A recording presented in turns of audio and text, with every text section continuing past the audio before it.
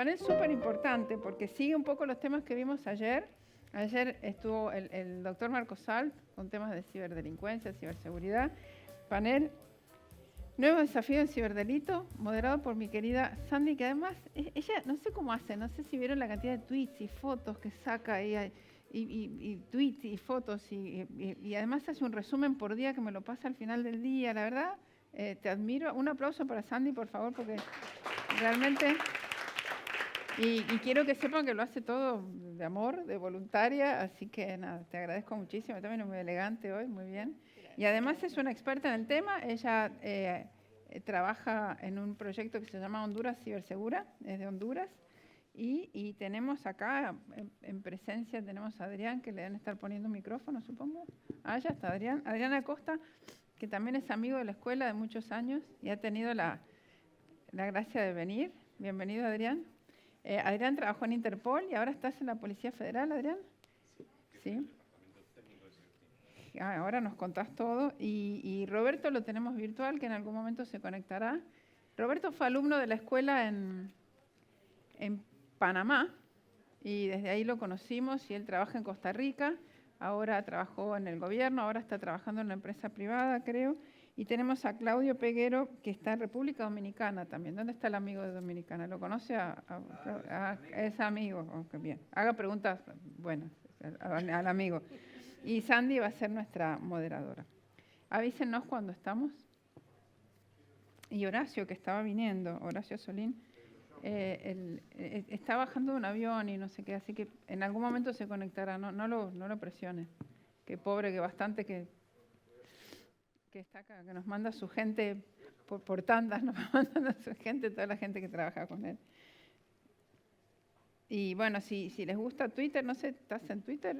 Muy poco. Poco. El que tuitea mucho y les recomiendo que lo sigan, bueno, Sandy, por supuesto, Horacio tiene un Twitter espectacular, súper consejos impresionantes, muy simpático también, así que síganlo a Horacio Solín, yo lo sigo siempre con consejos. Por ejemplo, él me alertó hace varios meses o años, no me acuerdo, de que tenía que poner doble autenticación en WhatsApp.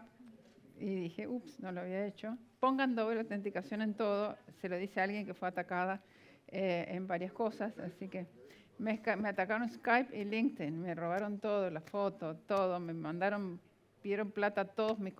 Así que bueno, pongan doble autenticación. ¿Estamos? Ok, bueno, acá lo veo Roberto.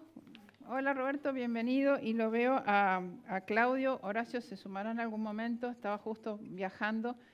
Bienvenidos los dos. Ya dije que Roberto fue alumno nuestro en Panamá. ¿Te acordás, Roberto? Así es. Buenos recuerdos y buena Y bueno, formación. ahora tenerte como experto es un gusto. Y a Claudio no lo conozco en persona, pero bueno, bienvenido Claudio, que está en República Dominicana. Sandy, todo tuyo. Muchas gracias. Bueno, realmente nunca dejamos de ser alumnos, Olga. No, nunca. Soy una Yo fiel tampoco. alumna de la escuela desde hace muchos años y creo que lo voy a seguir siendo durante muchos años más. Y aprendiendo a diario de ti. Yo aprendo de todo. No se crean que yo aprendo de cada presentación, así que yo también soy alumna eterna. Ok, mire que nos tocó un tema muy interesante aquí con los grandes expertos, ¿verdad? Que es sobre los ciberdelitos. Creo que no es algo nuevo para muchos de nosotros de que esta modalidad de delitos por medio de Internet ha crecido mucho. Y la pandemia pues solamente vino, antes estábamos conectados, ahora estamos hiperconectados, pero también nos trajo lo que es un incremento a nivel pero muy amplio en los márgenes de lo que es esta modalidad de los ciberdelincuentes, ¿verdad? Porque imagínense que según el informe del 2021 del FBI, pasamos de tener 1.4 billones en pérdidas a pasar a tener 6.9 billones, o sea, no se duplicó ni triplicó, pasó prácticamente, se quintuplicó, ¿verdad? Entonces, y esto no solamente es para las empresas, son para las personas, para ti y para mí, que podemos ser víctimas de esta gran modalidad de emprendimiento de los ciberdelincuentes. Okay, y lo decimos de esta manera para que a veces le pongamos un poquito más de atención, porque mientras no somos víctimas o un familiar o un cercano, entonces no le damos importancia. porque no solo atacan a grandes empresas, como lo dijimos. Hola Roberto, un gusto verte por este medio, un gusto saludarte como siempre, igual que mi amigo Adrián, y a Claudio, que pues tenemos el honor de estar en contacto hasta hace poquito. Entonces, bueno, quiero iniciar y vamos a iniciar contigo, Roberto. ¿Podrías comentarnos un poquito de cómo está la actualidad en la parte de lo que es el cibercrimen en Centroamérica y algunas recomendaciones que tú darías tomando en cuenta los antecedentes que acaban de ocurrir este año en Costa Rica, por favor? Buenos días. Primeramente, un gusto estar compartiendo con todos y todas. Un saludo a Olga, Adrián, a todo el equipo, Sandy, muchas gracias por estar dirigiendo este importante foro. Un saludo a Claudio y a todos los que nos acompañan pues, en virtual y en físico. Para mí es un gusto siempre compartir con la escuela. Como decían, uno siempre pues, sigue siendo estudiante y tiene un gran cariño a la escuela de gobernanza.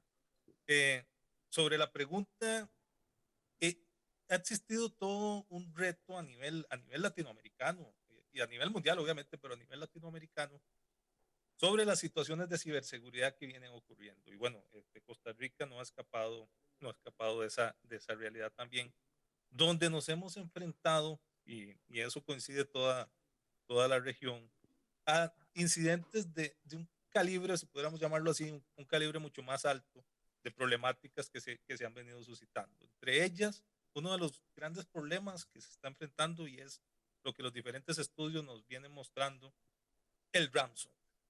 Y el ransomware tiene esa operativa y bueno, los que no han escuchado el concepto del secuestro de información para pedir después rescate por la información, eh, más o menos como lo que Olga comentaba que le pasó, solo que en estos casos cifran la información de empresas, de industrias, de los diferentes sectores que se están viendo afectados con este tipo de ataques, de este tipo de software malicioso, y piden un rescate de grupos organizados a nivel mundial que han venido haciendo esas acciones en la red. Principalmente los vectores que han venido aprovechando para esto. Uno es los temas de phishing. Ese ha sido uno de los efectos en la región que hemos visto crecer muchísimo y a raíz de la pandemia y todo lo que sucedió y los procesos digitales acelerados que tuvimos en la región a raíz de todo lo que aconteció, aprovecharon muchísimo esto el cibercrimen para ver en la región acciones de estos ciberataques. Entonces, el ransomware ha sido uno de los vectores.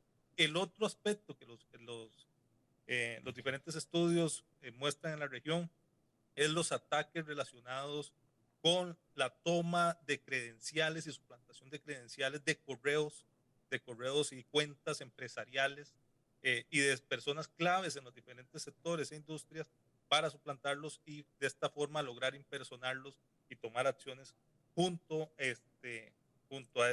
aprovechando el phishing y estas acciones de desconocimiento.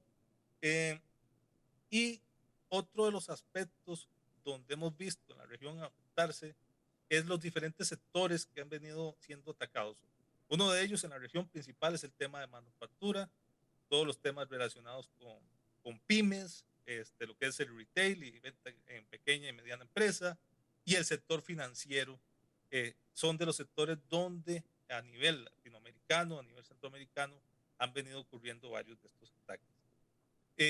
Mencionaba Sandy que cuáles son los escenarios de buenas prácticas y aquí vemos varios también problemáticas tanto de factor humano, que tal vez es el elemento más importante, como de factor técnico, que aquí se mezclan ambas, aunque el factor humano para mí está más alto. ¿Y cuáles recomendaciones podemos tener en este escenario? Eh, hay tres elementos que se trabajan en temas de riesgo en esta situación. Y uno es personas, procesos y tecnología. Y teniendo claro estos elementos, uno de los retos en la región ha sido tener los presupuestos para atender estas necesidades. Y realmente los presupuestos son escasos en nuestros países para atender. Y muchas veces los temas de priorización en ciberseguridad no es el primer elemento que se tiene para solventar en la política pública o en los elementos técnicos. Pero si podemos atender el tema de personas, aunque no tengamos tanto presupuesto para tecnología, y que muchas veces en Latinoamérica tendemos a apostar más por por tecnología, en lugar de buscar la base, que es lograr educar a las personas, podemos disminuir mucho el impacto. Entonces, en estos temas viene mucho educación, lo mencionaba Olga, las buenas prácticas como doble factor de autenticación, medidas de protección, que van de la mano sí con elementos técnicos, pero en la formación de la cultura digital ciudadana está la clave para disminuir el impacto de los incidentes, el impacto de suplantaciones, el impacto de ser engañado por phishing, que son factores que están aprovechando. El otro factor técnico que viene aprovechando también el cibercrimen es la falta de actualizaciones o de aprovechando las vulnerabilidades de los sistemas. Y esto va de la mano de las malas prácticas que podemos tener, tanto el sector público como privado, de los planes de atención, mantenimiento y soporte que tengamos de nuestras infraestructuras. Entonces, el tema de mantenimiento, actualizaciones, estar atentos a que los equipos estén al día y las buenas medidas, junto al tema principal de educación de las personas, de esa cultura digital, hacen que disminuyamos muchísimo este impacto. Y no sigo para no tomar más tiempo, para dar que nos alcance con todo. No, pero nos has dado una pequeña radiografía de cómo estamos en Centroamérica. Bueno, yo soy de Honduras y realmente en Centroamérica ninguno de los países cuenta con una política pública o una estrategia nacional de ciberseguridad y menos de ciberdefensa. Perdón, Guatemala acaba de sacar hace poco una ley. Entonces, sí, corrijo, Guatemala es el único hasta el momento, pero la acaban de publicar, acaba de ser aprobada por lo que es el Congreso. Estimado amigo, cuéntame, ¿cómo estamos en Argentina en el tema del cibercrimen, verdad? Y sobre todo, con tu arda experiencia, ¿crees que Argentina es un país más vulnerable que todos los demás de la región o estamos igual? Bueno, muchas gracias. Hola. Bueno, muchas gracias. Evidentemente estamos igual a nivel Latinoamérica, estamos casi todos los países en casi igualdad de condiciones, con excepciones que algunos tienen mejores leyes, otros tienen una ley vacíos, o sea, hay vacíos legales en muchos casos, pero el cibercrimen es mundial. El cibercrimen es mundial, el cibercrimen no se comporta igual en todas las regiones, eso sí lo tenemos probado. A veces hay delitos que prevalecen en algunas regiones y en la nuestra no, y viceversa. Pero sin embargo, Argentina es parte de este mundo y por supuesto que se ve afectado por el cibercrimen igual que cualquier país. Sin embargo, lo que yo creo es que debemos trabajar mucho en tema de legislación. Debemos trabajar y mejorar la legislación, no solamente en Argentina, sino a nivel Latinoamérica. Creo que debemos trabajar en las penas. Yo creo que el cibercrimen en Argentina todavía no es considerado algo muy importante, justamente porque las penas sobre estos delitos, como mencionaba recién Roberto, que hablaba del ransomware, ransomware existe desde fines de la década del 90 a principios de la década del 2000. Sin embargo, todavía seguimos hablando del ransomware. No le hemos encontrado un camino para resolver la problemática del ransomware. Y peor, ha evolucionado, nos roban ahora, no solamente nos encriptan, sino que nos roban los datos y después piden rescate por esos datos y para no publicarlos. Entonces, el ransomware es uno de los cibercrímenes que ha evolucionado, igual que muchos cibercrímenes que han evolucionado desde sus inicios y sin embargo las leyes siguen siendo las mismas. Sin embargo, consideramos como delitos leves estos casos. Yo quisiera saber qué país tiene una pena alta en caso de ransomware, porque a nosotros nos cuesta muchos recursos y realmente financieros y humanos investigar un ransomware. Entonces, ¿cuál es la pena que tenemos en cada uno de nuestros países en caso de ransomware? Para dar un ejemplo, ¿no? Y así en muchos otros delitos. Hemos quizás evolucionado muchísimo y hemos trabajado muchísimo en delitos contra menores online, en el tema de material de abuso sexual infantil en la región, desde hace unos años atrás, donde casi ningún país de Latinoamérica tenía penada la tenencia. Hoy en día todos los países ya tienen penada la tenencia simple, tienen penada la distribución, la comercialización y muchas figuras más de material de abuso sexual infantil. Sin embargo, todavía sigue siendo un delito con penas muy bajas. Entonces, realmente el desafío está en que primero tengamos la herramienta adecuada para combatir, después tengamos los recursos humanos, los recursos técnicos para investigar y luego para poder llegar realmente a condenas efectivas que desanimen a los delincuentes a causar este tipo de crímenes. Yo creo que no hay nada que lo desanime y al contrario, creo que siendo que muchos quedan impunes, se siguen animando a cometer este tipo de crímenes. Entonces yo creo que tenemos que cambiar algunos rumbos que hemos tomado, no solamente en Argentina, en Latinoamérica, para que esto no suceda. Mira, qué interesante, porque incluso en muchos casos como lo que tú dices, que se llevan a la justicia, a veces realizan lo que es la sumatoria de delitos y le ponen un promedio de condena. Entonces, por darte un ejemplo, en Honduras, si tú ingresas a un sistema informático que solo tenemos 3 delitos informáticos tipificados, solo son de 6 meses a 3 años de prisión. O sea, así. O sea, son penas demasiado leves. Claudio, un gusto saludarte, Claudio. Me gustaría que nos contaras cuáles son en República Dominicana, ¿verdad? ¿Cuáles son las modalidades de delitos informáticos de mayor incidencia y de mayor impacto que tienen ustedes y si tú crees que son similares a la región? Gracias, Andy, y buenos días para todos. Un saludo desde La Haya.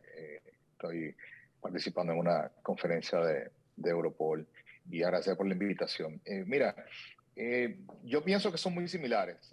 Escuchando a Roberto y a Adrián, yo te diría que en adición a los ya mencionados, evidentemente que estamos viendo muchísimos casos de ransomware, es una amenaza que es creciente. Estamos viendo muchas amenazas de la modalidad de business email compromise, ¿no?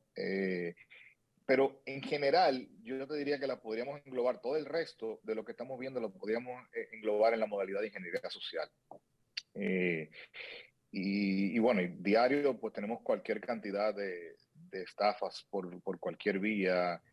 Una que no se ha mencionado aquí, por ejemplo, la de, bueno, y creo que tú lo mencionaste ahorita con el doble factor de autenticación, ¿no? Con el tema del WhatsApp, que le logran las credenciales del WhatsApp de una cuenta y a partir de ahí, pues entonces empiezan a hacerlo con todos tus contactos y además los estafan con la historia de verdad, de que mira, estoy en tal lugar, necesito $100 por aquello, y bueno, y estafan a cualquier cantidad de personas, pero lo que tienen en común es eso, y yo pienso que lo que falta, tú hablabas ahorita de estrategias, nosotros en República Dominicana tenemos una estrategia nacional de ciberseguridad que tiene unas estrategias complementarias de ciberdelitos, ciberdefensa y ciberdiplomacia. Y hay uno de los pilares de esa estrategia que tiene que ver con la educación. Yo pienso que el principal problema en materia de ciberdelito es la capa 8, ¿no? del modelo OSI, o sea, es el usuario que está frente al dispositivo. Y tendríamos que hacer un esfuerzo de concienciación y ese esfuerzo se han hecho algunas cosas. Tenemos, yo con el phishing, por ejemplo, que es, por cierto, el que ocupa el primer lugar en números de denuncias que recibimos en la policía, en la unidad de ciber. Yo pienso que no es suficiente con que los bancos te pongan alertas en sus portales. No es suficiente con que el Centro Nacional de Ciberseguridad te ponga boletines que publica en el portal o que te envía por correo electrónico. Yo pienso que, yo digo que nosotros tenemos en este momento una segmentación tecnológica de la población en general, ¿verdad? Yo pienso que habemos algunos que nacimos análogos y hoy somos inmigrantes digitales, unos más forzosos que otros. La pandemia creo que forzó una migración importante en ese tema. Y hay otros nativos digitales, ¿verdad? Mis hijos nacieron con un dispositivo pegado de la mano y pues tienen como un entendimiento distinto al nuestro. Yo quizás en ese proceso de migración, al haber estudiado informática, bueno, pues me cuesta menos, pero ese grueso de la población yo pienso que tendríamos que llegarle con campañas de formación de concienciación por otros medios, porque si los medios que utilizan por lo general son medios análogos y hablemos de prensa escrita, radio, televisión. Entonces, hagamos campañas de concienciación porque al final del día las víctimas son víctimas más por eso. O sea, que yo creo que eso es lo que más o lo que mejor pudiésemos nosotros apuntarle a lograr.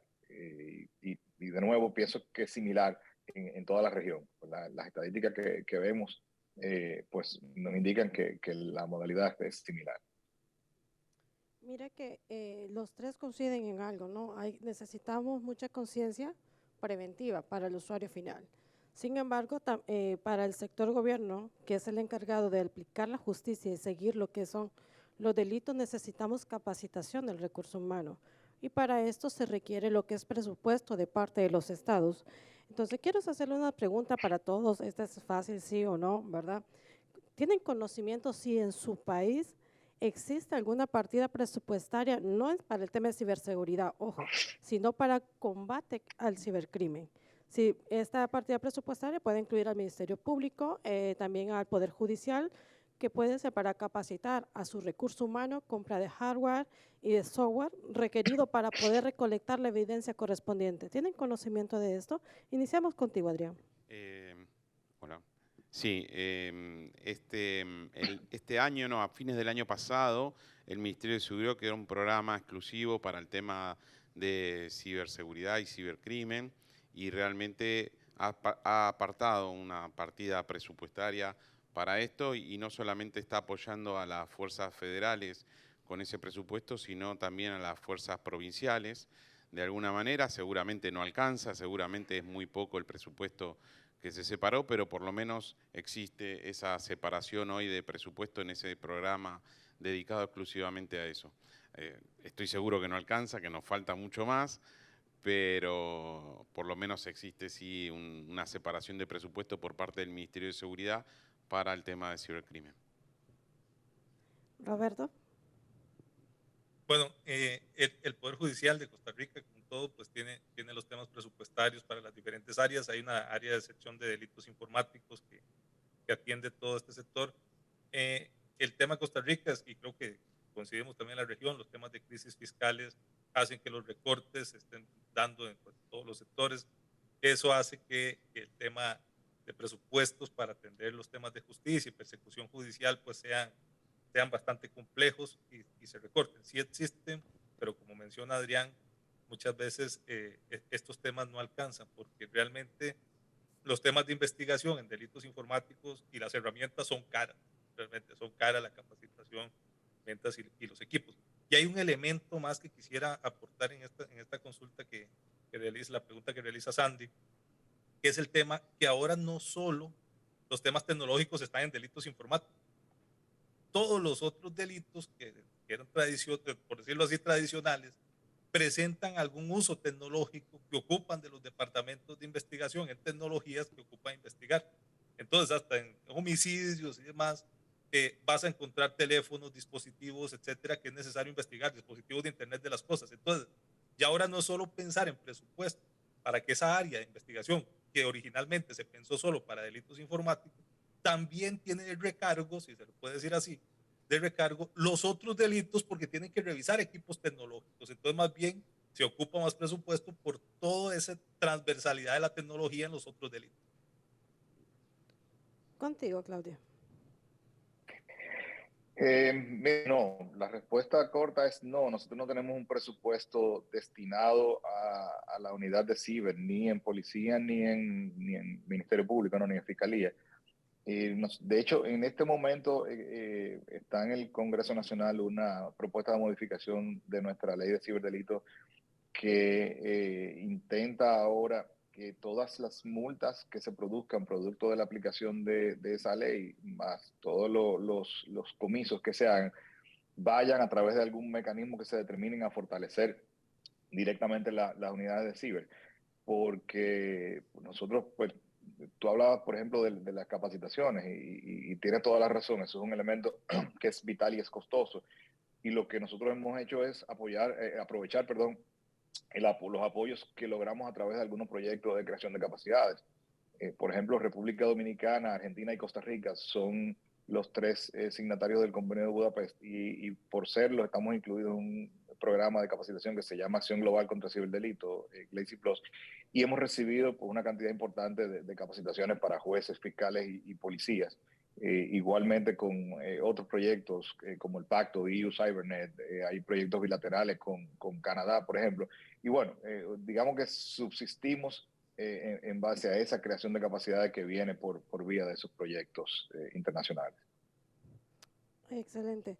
Pues tuvimos un pequeño panorama de cómo está la región y los países donde representan nuestros expertos el día de hoy, ¿verdad? Y me gustaría que fuéramos ahora rumbo a los desafíos normativos en cada uno de esos países. Voy a iniciar contigo, Adrián, de todos los desafíos existentes, porque existen demasiados. ¿Cuáles crees tú que deben de priorizarse? Porque hay que hacer una priorización, porque es imposible, nunca nos van a dar todo, ¿verdad? En Argentina, de todos los desafíos que existen para tu país, ¿cuáles crees que el Estado, porque al final el Estado es el responsable, que debería de priorizar, de atender ya? Bueno, el primer desafío es que el tema del cibercrimen pase a estar dentro de la agenda política, ¿no? Y que el Congreso de la Nación esté prestando atención a todo esto que estamos hablando. Ya hay países en el mundo, en Europa específicamente, que consideran que la mitad de sus delitos son cibercrimen. Entonces, no es algo que puede llegar a pasar si no nos preparamos. Entonces, realmente todavía Latinoamérica existe y está preocupada por los delitos violentos, en realidad, y le está prestando atención a eso, y le está poniendo más recursos, y está más en la agenda política estos temas de delitos más violentos, el tema del narcotráfico, el tema de la trata de personas y otros temas más. Seguramente son importantes, yo no le quiero quitar importancia a esos temas. Sin embargo, creo que sería bueno estar preparados y tener mejor legislación en temas de cibercrimen, tener una mejor legislación. Nosotros tenemos quizás una de las primeras leyes a nivel Latinoamérica de protección de datos, que quedó totalmente desactualizada, que las empresas, si son vulnerables y no tienen las medidas de seguridad adecuadas, no reciben ninguna sanción. Nuestros datos, nuestras bases de datos de clientes de muchas empresas son robadas a diario y nadie dice nada. Eso en este mundo actual es imposible. Por lo cual la información pasa a tener cada vez más valor, la información y nuestros datos personales tienen que estar protegidos y a tener una ley de protección de datos adecuadas a los tiempos actuales, como la tiene Europa y como tienen algunos países de Latinoamérica que llegaron a actualizar y a legislar leyes de protección de datos más actuales. Y por otro lado, y último tema, más allá de leyes de cibercrimen y que se sancione o que tengan penas más altas estos delitos, también que haya una ley para correcta inversión y uso de los criptoactivos. O sea, creo que eso ya está entre nosotros. Yo tengo muchas investigaciones hoy en curso con el tema de criptoactivos, por lo cual las organizaciones criminales lo están utilizando, pero al mismo tiempo no hay un marco legal claro para utilizar los criptoactivos. Creo que Panamá ya lo tiene, El Salvador ya lo tiene, hay países que están trabajando en eso y creo que es importante tenerlo. Más allá de la parte delictiva, ¿no? Tener un mercado claro del tema de criptoactivos es importante para la parte legal después. Muy interesante eso que comentas, porque lo de los criptoactivos es como cuando salieron las tarjetas de crédito, las tarjetas de débito, a todo el mundo le daba miedo y hoy es algo de lo más normal. Vamos contigo, Claudia. Nos gustaría que nos cuente la experiencia de República Dominicana, siendo el primer país, el primer estado de Latinoamérica que se adhirió al Convenio de Budapest, ¿verdad? ¿Nos podrías contar cómo ha sido la experiencia y también contarnos un poquito del proceso de Naciones Unidas con relación al tema de cibercrimen? Ok. Mira, con el tema del Convenio de Budapest, yo pienso que eso conecta un poco también con la pregunta que le hacías a Adrián, porque digamos que en el tema normativo en el lado nacional, ¿verdad? En el lado doméstico, al final del día yo necesito una herramienta que me permita hacer una investigación, ¿no? Sí, entonces esa herramienta tiene que tener unos tipos penales definidos, tiene que tener un aspecto sustantivo y tiene que tener unas herramientas procesales para poder hacer la investigación. Entonces, nuestra experiencia con el Convenio de Budapest en principio fue la función que tiene de marco de desarrollo legislativo. O sea, nosotros desarrollamos el proyecto de ley nuestro en el año 2004 sobre ese marco de desarrollo legislativo y terminamos teniendo una ley en 2007. A partir de 2008 empezamos a perseguir la adhesión al Convenio de Budapest y lo ratificamos en 2013. ¿Por qué? Porque ¿qué yo necesito o qué necesitaba en ese momento del Convenio de Budapest? El aspecto de cooperación internacional. Porque el otro tema es que si ya yo tengo mis herramientas domésticas, ¿no? Yo tengo mis tipos penales definidos y yo tengo las herramientas procesales para que el Ministerio Público pueda y la policía pueda hacer su trabajo, ahora yo tengo el otro elemento. ¿Cuál es el otro elemento? Que la evidencia no siempre, de hecho, muy pocas veces la tengo 100% en mi jurisdicción. Por lo tanto, yo necesito cooperación internacional. Ahora yo necesito una herramienta que me permita solicitarle a Argentina, mira Argentina, tú tienes ahí en tal proveedor de servicio una información relativa a esta cuenta, a esta dirección IP o a esto, y yo lo necesito. Entonces, el Convenio de Budapest tiene incorporado un tratado, una especie de tratado de asistencia legal multilateral que permite entonces que opere esa cooperación. Y eso es importantísimo. Yo creo que lo que tenemos en común todos los países de la región es que posiblemente el 90% de nuestros usuarios utilizan servicios que están o alojados en los Estados Unidos o que son de empresas que tienen su matriz en los Estados Unidos. Ya un poco se han ido diversificando, han ido instalando servidores en distintos lugares por algunas razones, pero bueno, al final del día tú necesitas ese acceso a la evidencia. O sea que en ese sentido yo pienso que tenemos unas buenas herramientas disponibles con el convenio, pero yo pienso que el otro gran beneficio que desconocíamos, porque recién, digamos, sale o nos incluyen a nosotros en 2016, es el apoyo en el tema de creación de capacidad, ¿no? Ese proyecto Galaxy Plus que nos ofrece esas capacitaciones que tanto necesitamos. Entonces, eso yo les decía al principio que les saludaba desde La Haya, que estoy en una conferencia de Europol y ayer terminó un taller de Interpol sobre avenidas de cooperación internacional y estoy aquí gracias a ese proyecto. O sea, mi compañero y yo pues vinimos financiados por el Consejo de Europa. Hay dos compañeros de Costa Rica por igual que están aquí, de Fiscalía y de Policía, gracias a ese proyecto. Entonces, yo creo que ese es la otra gran experiencia positiva que nosotros hemos tenido con Convenio Budapest y el Consejo de Europa. Con la otra parte de tu pregunta sobre la ONU, nosotros estamos envueltos y estamos, República Dominicana se ha, digamos, involucrado de manera muy activa en este proceso que viene de hace unos años, una iniciativa de la Federación Rusa, intentando lograr un instrumento universal, según como ellos lo definen, porque entendían que no existía más que ellos ven al Convenio de Budapest como un instrumento regional. Y bueno, finalmente en 2019 pasan una resolución en la Asamblea General de la ONU con un mandato de crear un comité que desarrolle una convención global contra el uso criminal de las tecnologías de información y comunicación, que es el título que originalmente tiene la resolución.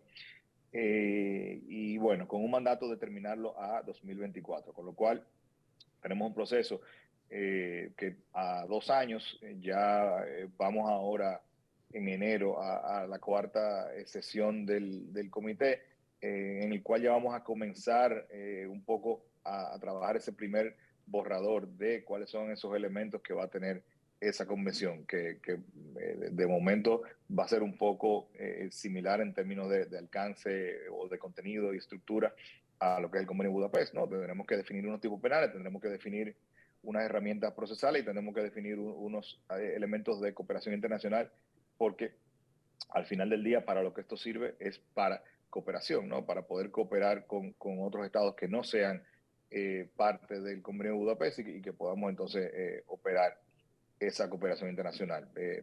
Yo pienso que es muy temprano todavía para saber cuál va a ser el resultado. Es muy difícil ponernos de acuerdo entre tanto. Estamos hablando de 193 estados parte de la Organización de las Naciones Unidas. Yo que participé en el proceso de negociación del segundo protocolo adicional del Convenio de Budapest, tardamos 4 años entre 66 estados que de alguna manera like-minded, ¿no? de pensamiento similar, y nos costó 4 años ponernos de acuerdo en el 50% de lo que queríamos. Entonces, vamos a ver qué sacamos nosotros entre 193 que no pensamos tan similar en un periodo de 2 años y bueno, y ojalá que logremos una herramienta que sea útil para, al final del día, y es uno de mis puntos de insistencia, que tengamos claro que esto no se trata de ciberseguridad, esto no se trata de soberanías, ni de fronteras, ni de temas entre estados, sino que esto es un instrumento de justicia penal que me va a servir para reducir impunidad, para yo poder responder a la víctima que tengo al frente en la unidad de ciber, que posiblemente acaba de perder los ahorros de toda su vida, y que para yo poder avanzar en su investigación necesito una evidencia que está en otra jurisdicción. Entonces, de eso es un poco de lo que se trata este nuevo instrumento que se quiere lograr. Gracias, Claudia, muy amplia tu explicación sobre el tema. Y Roberto, fíjate, amarrado a lo que nos comentaba Claudio, ¿consideras tú que es importante la cooperación internacional para lo que es la investigación y seguimiento del cibercrimen para nosotros, los países centroamericanos? Y efectivamente, y lo mencionaba Claudio, las herramientas de cooperación internacional se vuelven claves a la hora de la investigación y persecución, si queremos persecución efectiva de los ciberdelitos. Budapest se ha convertido en la herramienta principal que ha venido. No todos los países de la región lo han integrado entre sus marcos. Entonces, con muchos otros países, el reto que se tiene es que depende de acuerdos bilaterales de cooperación en materia penal y muchas veces no se cuenta. Mientras que Budapest nos ofrece una opción global donde podamos pues todos interactuar y tener las reglas claras, una base común de delitos, las reglas de cooperación, una cooperación 24/7 que podamos entonces principalmente que nos sirva para mantener las evidencias que se requieren pues para la persecución mientras se procesan adecuadamente para poder tenerlas dentro de la jurisdicción. El reto de esto, y por dicha jurídicamente se están buscando soluciones como estos acuerdos, porque el reto es comprender la problemática que el cibercrimen trae en la parte técnica, que es muy importante por esto, para el cibercrimen, para toda la infraestructura tecnológica de Internet, y cuando vemos la globalidad y los diferentes cableados submarinos, etcétera, entendemos que el cibercrimen no le preocupa a la jurisdicción y no le preocupa dónde vayan a actuar, porque al final es la misma red. El reto lo tenemos en el campo jurídico, que al entender esta problemática, vemos la necesidad para acelerar los procesos de atención judicial, los procesos de persecución, y como lo mencionaba muy bien Claudio, el poder dar una solución a las personas para las investigaciones que se están dando y poderlas llevar a buen puerto, de que los demás países seamos parte de toda esta globalidad jurídica, porque ya la globalidad de Internet está, entonces la globalidad jurídica que nos permita una cooperación entre los diferentes instituciones judiciales para que nos ayudemos en las investigaciones. Esto ha llevado años, y lo mencionaba Claudio, ha llevado años.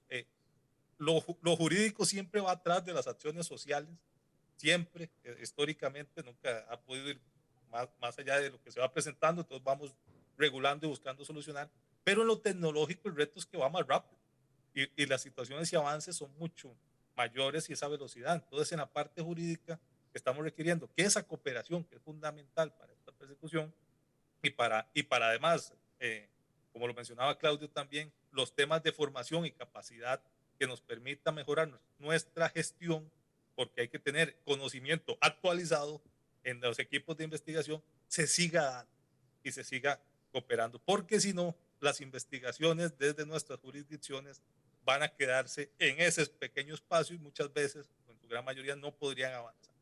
Entonces, es clave que tengamos la cooperación internacional y que nos permita investigar. Entonces, todos los países deberíamos tener en las prioridades, porque principalmente ahora todos los delitos, como lo decía, el tema es transversal en diferentes delitos, se va a requerir esas investigaciones que muchas veces pasan fronteras. Entonces, debemos tener entre las prioridades los congresos, las asambleas legislativas de nuestra región, el lograr implementar y ser parte de los acuerdos de cooperación internacional para que estemos en el marco jurídico correcto, si podemos decirlo así, que nos permita hacer los trámites legales adecuados para incorporar las diferentes pruebas de forma que los casos no se nos caigan en los procesos de investigación o ya en juicio. Mira qué interesante. Esto nos demuestra de que adherirnos al convenio de Budapest no nos va a solucionar los problemas relacionados con el cibercrimen. O sea, los países realmente tienen que, los gobiernos, al final de ese país son los gobiernos, la administración de los gobiernos, muchas veces se adhieren para cumplir una promesa de campaña política o cumplir un compromiso, un indicador. Pero si no se le da la importancia, se le asigna el presupuesto que corresponde, se contrata el personal técnico capacitado, ¿verdad? Y se mantiene desde su cargo, porque suele ocurrir mucho en Latinoamérica que está el personal y cuando hay un cambio de administración, cambian al personal, que es técnico con mucha experiencia. Entonces muchos proyectos se vienen abajo y el cibercrimen, ellos no bajan la guardia. Al contrario, ellos día con día están 24/7 activados. Mira, Adrián, Ahí yo quiero agregar algo. cuéntame. Si no designan al punto de contacto adecuado, el punto de contacto no sirve de nada. Eso es muy cierto. Efectivamente, imagínate, con relación a eso, en Honduras nosotros no estamos adheridos al convenio de Budapest. En el 2019 se creó una policía cibernética. Sin embargo, solamente le da seguimientos a lo que son los delitos relacionados contra la explotación sexual infantil en el tema con el uso de las tecnologías al inicio. Pero ahora ya hay un dato estadístico un poquito más interesante, ya que están utilizando la tecnología para lo que es la trata de menores. Entonces, por ese medio contactan, se aplica lo que es el grooming, o sea, hacen el grooming, contactan menores y luego esto no solamente pasa al abuso, sino que también pasa a ser a trata y a un futuro lo llevan a otros países, las menores, niñas o niños, para explotación sexual. Entonces, el uso de la tecnología, ahí inicia el delito, ¿verdad? Pero cuando agarran a estas personas, aplican en muchos casos, como en muchos casos que está la sumatoria de delitos y hacen un promedio de condena, lo cual es una vergüenza. Debería ser cada delito aplicarle la condena que corresponde, pero bueno, eso ya depende de los senados, de los congresos, cómo hagan el Código Penal, ¿verdad? Y en este caso la aplicación de la justicia. Yo también creo, y un tema que mencionaste recién, que la unidad de cibercrimen investiga delitos contra menores. O sea, creo que es un gran error, si bien nacieron así muchas unidades de cibercrimen investigando delitos contra menores online, creo que es un gran error seguir teniéndolo juntos. O sea, el cibercrimen es una cosa y comunidades vulnerables, lo que es trata de personas y delitos contra menores en línea, es otra cosa. Entonces, llamar a una fiscalía de cibercrimen y que trabaje en material de abuso sexual infantil, creo que lleva a confusión. Yo creo que hay que separar esa terminología, cibercrimen de comunidades vulnerables o delitos contra menores y trabajar las cosas por separado. Efectivamente. Es más, relacionado con eso, yo recuerdo, tú diste en el 2019 una charla, una conferencia, que el título, si no lo recuerdo mal, era el nuevo escenario del mundo digital con delitos de pedofilia, ciberactivos, cibercrimen transnacional y la necesidad de estar conectados en pleno siglo XXI. Tomando en cuenta, y no podemos omitir que después de la pandemia, ahora estamos hiperconectados, como indiqué en el inicio, hay más posibles víctimas. O sea, si antes habían víctimas, ahora hay más posibles víctimas, e incluso un informe que emitió Interpol indicaba que las personas mayores, las de tercera edad, eran más vulnerables a ser víctimas de ciberdelitos. ¿Tú consideras, Adrián, que esos escenarios se siguen manteniendo o ha crecido? Sí, gran título de esa conferencia. A veces ponemos títulos muy grandes, pero sí, efectivamente, durante la pandemia toda la sociedad se vio obligada a adoptar más tecnologías. De hecho, muchas tecnologías que quizás se resistían a adoptar por un tema de aislamiento social y todo, eso nos llevó a adoptar más tecnologías. Ustedes, sin darse cuenta, la gente joven no tanto, pero la gente mayor, sin darse cuenta, adoptó tecnología, ¿no?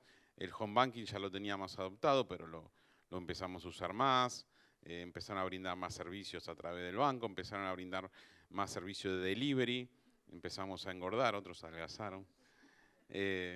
Pero la realidad es que hemos adoptado más y más tecnología desde el 2020 a la actualidad y eso nos pone más vulnerables en algunos sentidos porque los criminales están viendo la conducta humana, la conducta de la sociedad y hacia dónde vamos. Por ejemplo, el tema de esas plataformas para conseguir pareja como Tinder son también un lugar donde los criminales están cometiendo delitos, estafas y diferentes delitos a través de esas redes donde se genera un vínculo de confianza o de seducción, como lo quieran llamar. En mi época había que saber hacer otras cosas, había que saber bailar, había que salir a tomar algo. En la actualidad solamente con un me gusta y no me gusta ya está. Entonces la realidad es que sí, estamos más expuestos, justamente por esto de tener más y más tecnología a nuestra disposición. Nuestro teléfono es prácticamente, tenemos nuestra vida. Muchos, si se olvidan el teléfono, empiezan a temblar, ¿sí? Entonces, tiemblan, no sé si porque lo vea su pareja o porque se olvidaron el teléfono, pero por algo están temblando si se olvidan el teléfono, porque tenemos toda nuestra vida en ese teléfono. Tenemos nuestra vida laboral, nuestra vida social, tenemos nuestras redes sociales y todo eso pasa a tener importancia. Y los criminales saben de esa importancia y por eso decía yo en la intervención anterior que la información cada vez tiene más valor, pero todavía no lo tenemos reflejado en la parte legal, eso, porque tenemos las mismas leyes que tenemos hace 20 años. Entonces, realmente necesitamos volver a darle una vuelta de valor a las cosas. Entonces, Internet nos cambió la vida, Internet nos introdujo en un mundo de la información y hoy en día esa información es parte de nuestra vida. Muy interesante. Bueno, ya finalizando, me gustaría que en 30 segundos que si ustedes pudieran incidir en las políticas públicas o con los senadores, los congresistas, como le denominan en su país, ¿qué les recomendarían para lo que es el combate, fortalecer el combate o iniciar el combate contra el cibercrimen en su país exactamente? Iniciamos contigo, Roberto. Gracias, Andy. Hay un tema importante y a raíz de las experiencias que ha tenido, por ejemplo, Costa Rica en este año con incidentes que han afectado sectores pues, bastante delicados, han surgido ahora proyectos de ley que podríamos llamar que buscan legislar en caliente a raíz de las experiencias y comienzan a tener una dinámica que comienzan a olvidar los derechos humanos, la privacidad e intimidad y comienzan solo a pensarlo en un ámbito casi militarizado y casi solo de seguridad nacional. Y esto hace que se olvide que realmente la gobernanza de los temas de ciberseguridad y seguridad de la información de la mano incluyen diferentes sectores en los países.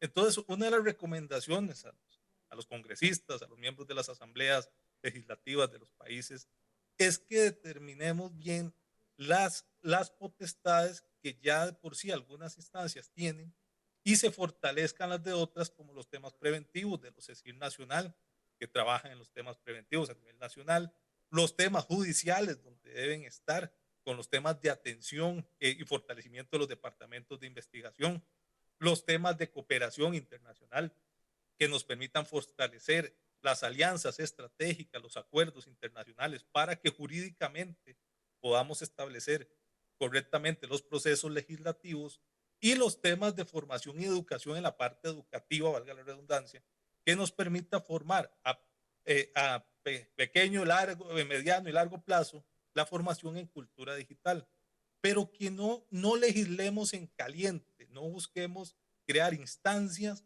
con potestades y poderes que podrían estar afectando la democracia y la democracia digital, por el terror que puede causar este tipo de incidentes. Entonces debemos recordar hacer esta atención de manera íntegra. Cada área con su departamento dentro de marcos jurídicos adecuados y respetando también los derechos de las personas, porque sacrificar los derechos humanos, los derechos de privacidad, intimidad, justificándolo por un tema de seguridad solo nacional, nos convierte también en victimarios de los temas de la democracia digital. Entonces, hagamos las cosas adecuadamente. Y esos tambores en Costa Rica también han comenzado a sonar a raíz de las experiencias de incidente. Y creo que en la región también está esta problemática muchas veces de generar esa legislación en caliente. Entonces, hagamos las cosas como deben ser y fortalezcamos y creemos los presupuestos adecuados para las diferentes áreas para que puedan atender adecuadamente. Excelente, Roberto. Claudio.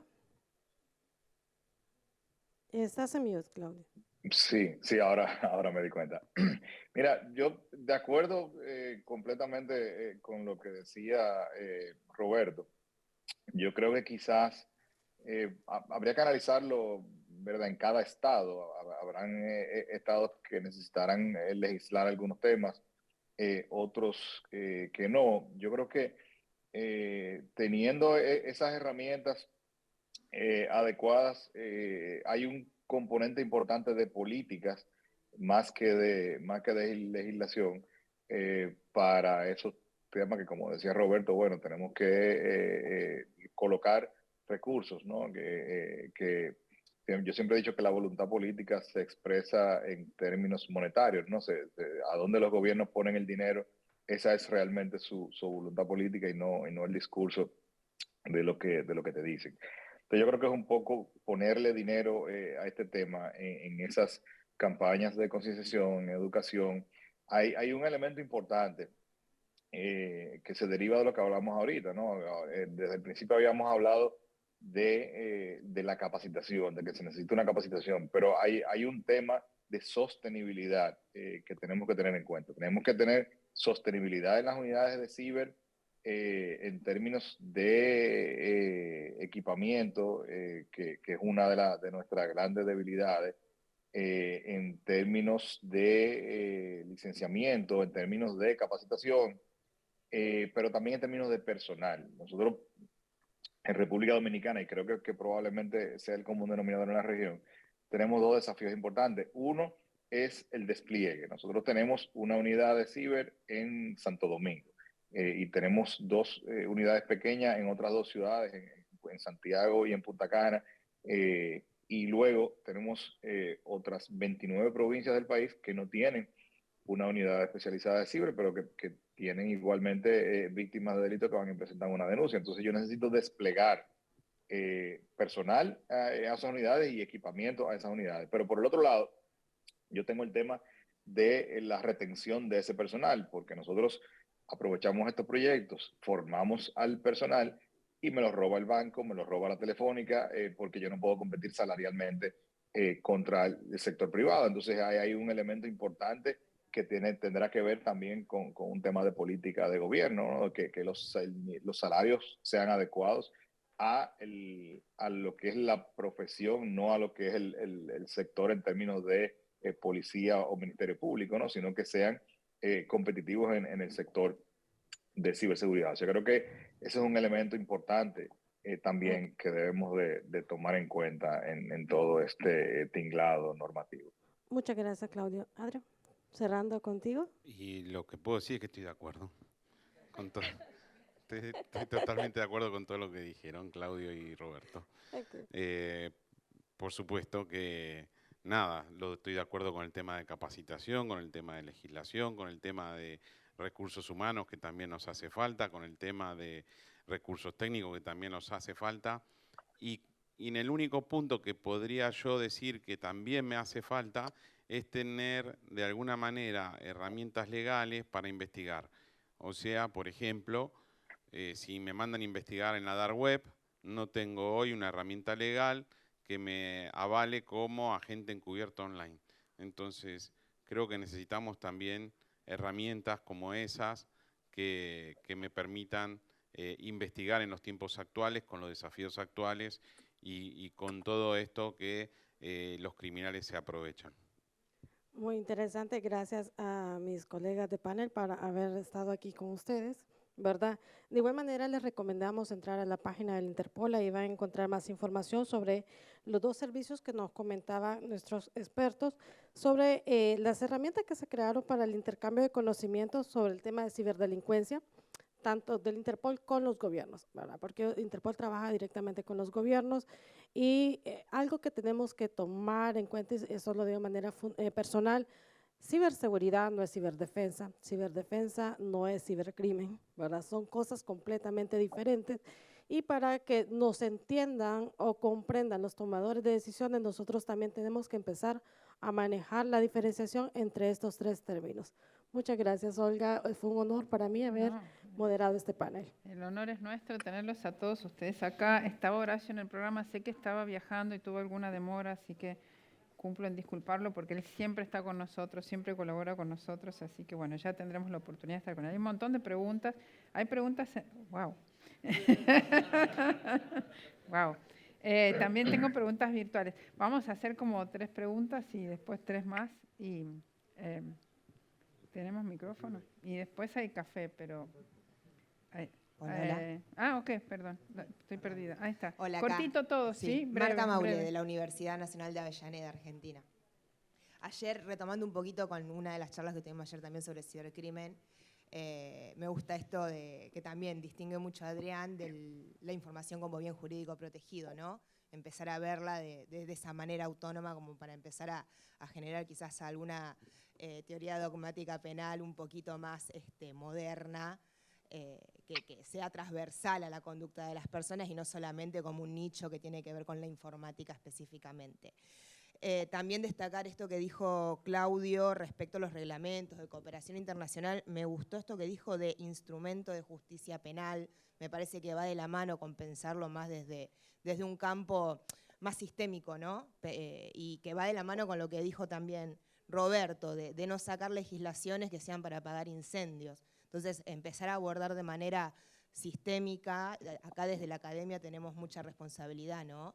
La problemática y empezar a generar estas cuestiones que van desde la mano de considerar a la información como bien jurídico protegido, los instrumentos que son de justicia penal, la resolución de conflictos en una sociedad interconectada.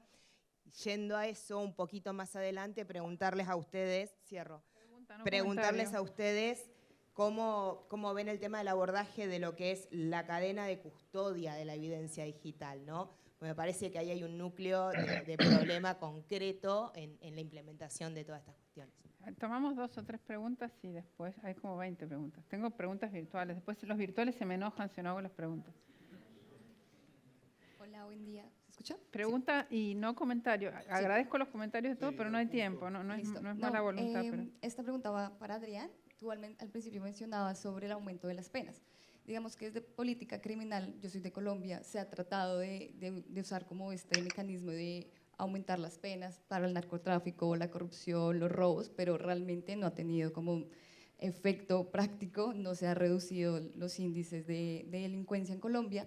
Entonces, preguntarte, ¿por qué creerías que con la naturaleza, digamos, de los delitos, de los ciberdelitos, por qué en este caso sí se reduciría como los índices o la cantidad de delitos y por qué, sí, más que todo eso, porque sí, en este caso sí funcionaría cuando hemos visto, porque realmente no soluciona, sino que aumenta la problemática con el hacinamiento de cárceles, se vuelven mucho más especializados, más difícil, entonces, como esa es la pregunta. Gracias. Un día vamos a hacer un día entero de esto, ¿eh? Hacemos una semana entera de esto. Hola, buenos días a todos. Soledad Martínez, la Defensoría del Pueblo de la provincia de Santa Fe. 2 preguntas bien concretas. Si saben si hay algún tipo de subsidio en Argentina o en otros países para fomentar la investigación en el ciberdelito, en la ciberseguridad o para fomentar emprendimientos personales en la temática. ¿Y en qué creen que están fallando las campañas de prevención, sobre todo de ciberfraude? Porque hay un montón, nosotros justamente estamos trabajando una, pero claramente por los números que me manifestaban, el aumento es exponencial. Entonces, ¿fallamos en la información o en la sensibilización de los usuarios? Bueno, unas contestaciones breves y después otra rondita de preguntas. Sí, ya no tenemos más tiempo. No sé si tienen tiempo los speakers también, porque la gente trabaja. Claudio, con relación a la consulta que hicieron de la cadena de custodia, ¿nos ayudas? Sí, mira, yo creo que la cadena de custodia es vital y uno de los temas que hemos estado abordando, recientemente hablaba yo, nosotros tenemos de las Américas existe un grupo de trabajo de unidades de ciber y hemos hablado mucho de establecer procedimientos operativos estándares y dentro de eso pues lograr también homologar, ¿no?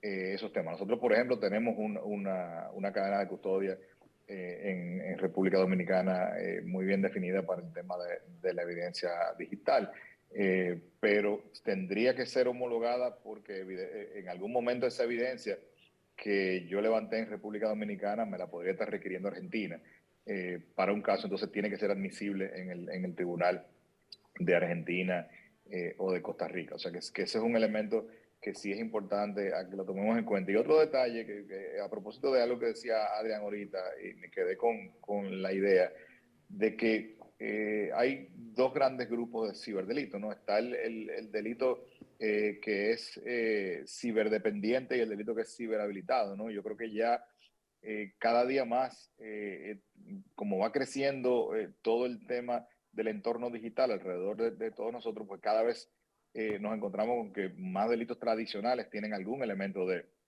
evidencia digital y tendríamos que separarlos porque estamos sobrecargando las unidades de ciber en muchos países con investigaciones que no son de ciberdelitos. Entonces, tenemos que ir creando esa capacidad también a nivel de policía científica, de las unidades de investigaciones de homicidio, de robos de vehículos, etcétera, para que ellos puedan procesar su evidencia digital y tengan su propia cadena de custodia y todo lo demás sobre la evidencia que está vinculada a esos delitos tradicionales. Roberto, nos preguntaba Soledad, ella hizo dos preguntas, nos gustaría que le contestes la segunda con relación a las campañas, ¿verdad?, de prevención o de concientización. Gracias y gracias por la pregunta, tema importante. Las campañas han tenido unas particularidades que creo que a veces se vuelve retador para llegarle a las personas y dependiendo del sector a que vayas a realizar, pues debería, y lo mencionaba Claudio un poco en la exposición, si es para jóvenes y demás, hay que buscar los medios para llegarles a ese mensaje, si es personas adulto mayor, pues cómo llegar al mensaje, pero hay un tema que creo común que en Latinoamérica nos ha ocurrido. Y muchas veces en mi experiencia con ciudadanía, cuando uno ha capacitado grupos y demás y les pasa un incidente, les pasa alguna situación, uno pregunta, pero ¿por qué si habíamos hablado de las medidas y demás? ¿Por qué le pasó? Porque si hubiera tomado, por ejemplo, el doble factor de autenticación, esto no le hubiera pasado, hubiera sido más complejo. Y dicen una frase que es mortal en estos temas, dice, yo pensé que a mí nunca me iba a pasar eso.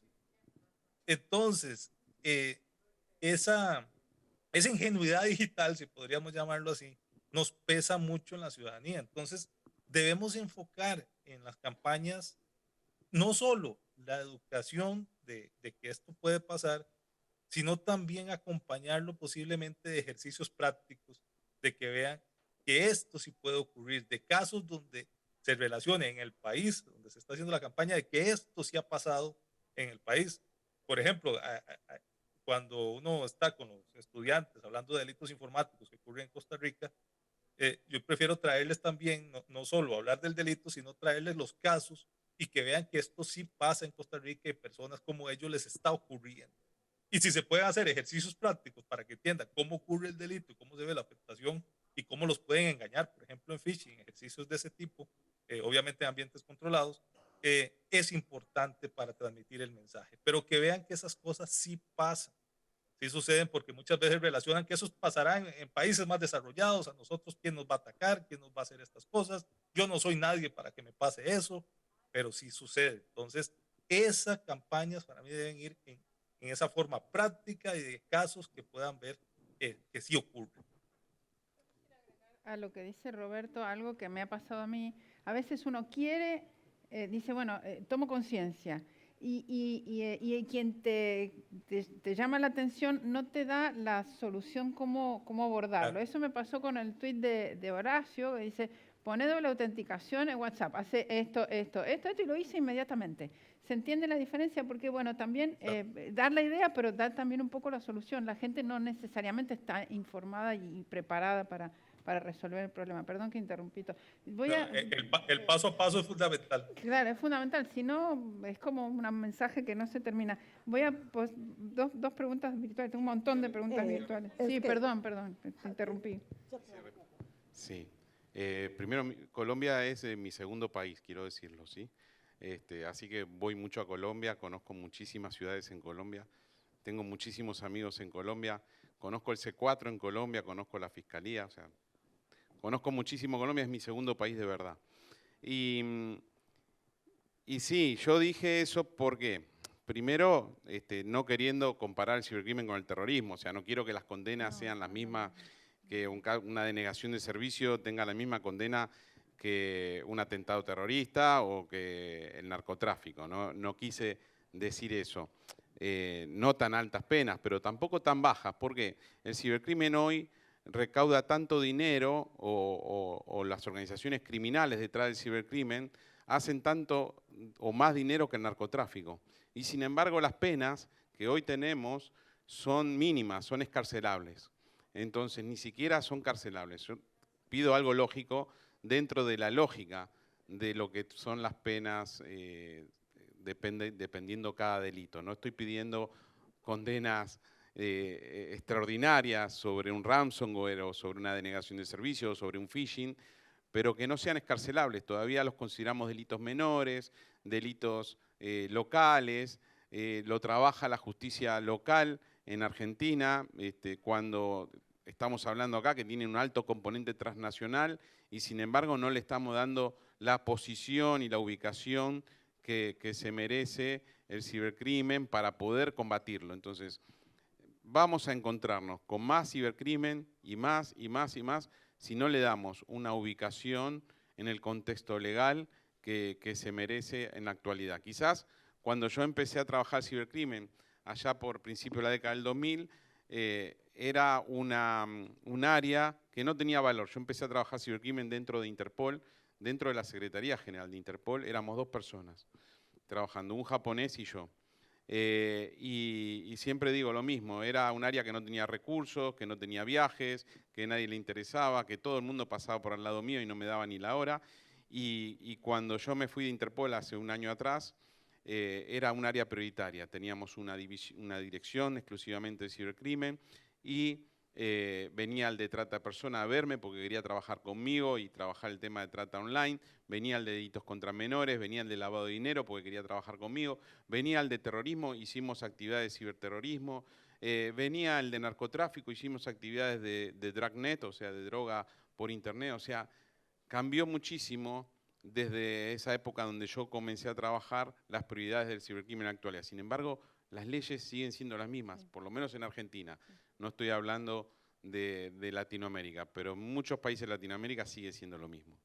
Entonces, eso es lo que yo hablaba. Quizás se malinterpretó de que yo le quería dar unas penas extraordinarias y castigarlos como si fueran terroristas a alguien que comete una estafa. No, si comete una estafa, se merece la pena de una estafa.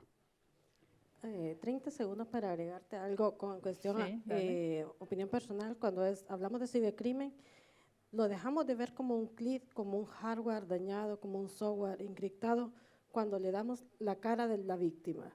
Por ejemplo, cuando tenemos lo que es usurpación de identidad o cuando le crea un perfil falso, le publican imágenes a un adolescente y ésta se quita la vida a raíz del inicio del ciberdelito.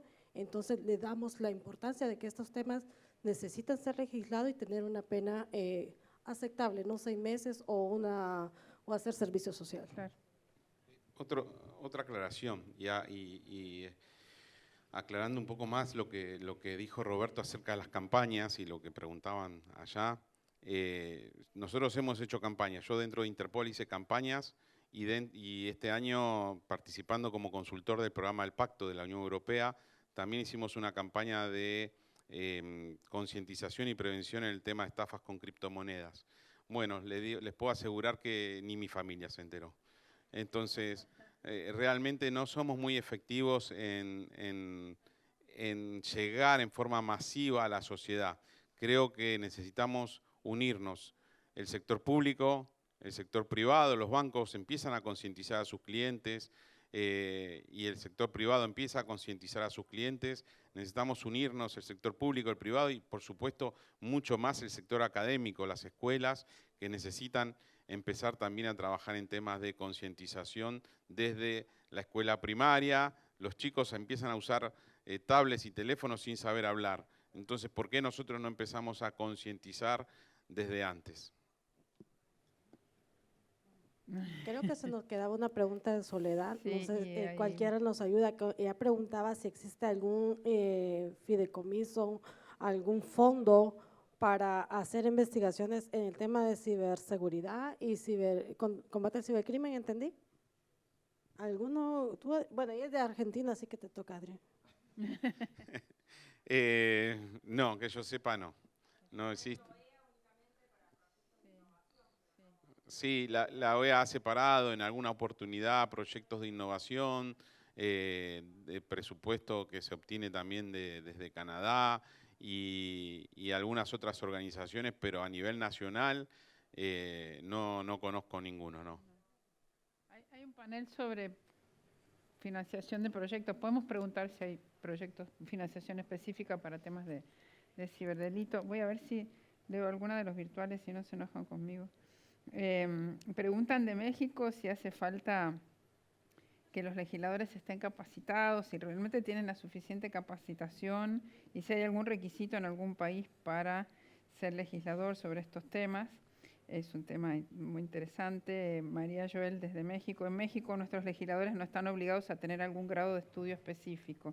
Este es un tema complejo porque la especificidad del conocimiento es muy grande y no necesariamente tener una carrera de grado ni siquiera en ingeniería o leer leyes, ¿no? A veces hay que sumergirse en el tema y esto lleva cierto nivel de tiempo. Acá preguntaban también, hay un montón, no voy a poder leerlas todas. Bueno, me pierdo. ¿Cómo utilizan los cibercriminales la ingeniería social inversa? Esto es de Ubaldo. Creo que está en Perú, Ubaldo, y había una de una red de hackers que no la encuentro, que me parecía interesante. Bueno, listo, ya está. Listo, mira, antes que contesten nuestros compañeros, hago memoria de algo que recordé ahorita. Alguien decía, nuestros legisladores, un doctor, porque cualquiera puede ser legislador, bueno, al menos en mi país. Tenemos doctores haciendo leyes para que los apliquen abogados y ellos no conocen nada de leyes. Pero no ese es el caso, sino tendríamos que tener un chef, tendríamos que tener un estilista, tendríamos que tener una oculista como diputado. No necesitan ser expertos en la materia, pero sí es su obligación ética y moral rodearse de expertos al momento de hacer una ley. Si no, le va a pasar un caso como en Honduras. Un diputado usó su voz para poner un proyecto que le denominó Ley de Ciberseguridad y lo único que tenía ciberseguridad era el nombre, no era más que la tipificación del delito de ciberbullying, porque él fue víctima de ciberbullying en una red social.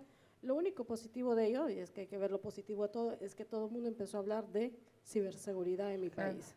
O sea, no necesitan ser expertos, pero sí rodearse o asesorarse.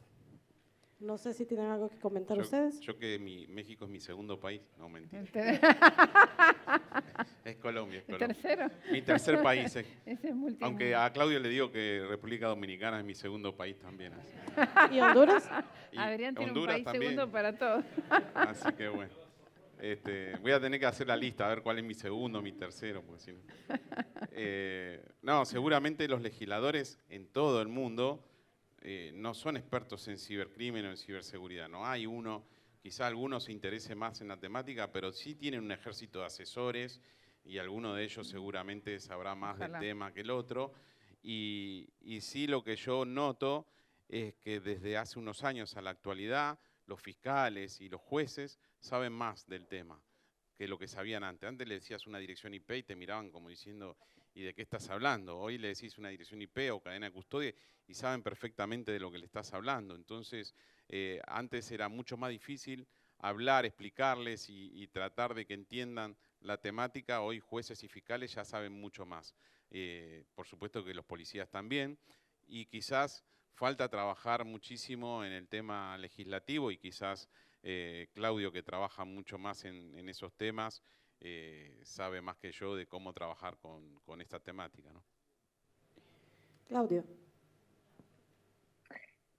Sí, efectivamente. En nuestro caso lo que hemos hecho, Adrián, es que por lo general los proyectos de ley, yo decía ahorita que hay en el Congreso una propuesta de modificación del proyecto de ley de ciberdelito. Nosotros tenemos un proyecto de ley que está en el Congreso también de ciberseguridad, hay un proyecto de ley de protección de datos personales y el mismo de la ley que tenemos vigente de 2007 fue desarrollada por un equipo multidisciplinario y propuesta al Congreso. En el caso nuestro, no fue un legislador quien la escribió desde cero, sino que toma la propuesta, hay uno que la hace suya, ¿no? Y que es quien la defiende, pero se desarrolla a partir de un equipo multidisciplinario. Incluso en algunos casos, por ejemplo, en la de protección de datos personales, lo hicimos con apoyo del Consejo de Europa, trayendo expertos en el tema y demás también internacionales ya de haber aplicado en algún otro lugar. O sea que yo pienso que esa es una solución a ese tema del desarrollo legislativo. Ok, muchas gracias. Bueno, queremos agradecer a nuestro experto Roberto. Muchas gracias, Claudio.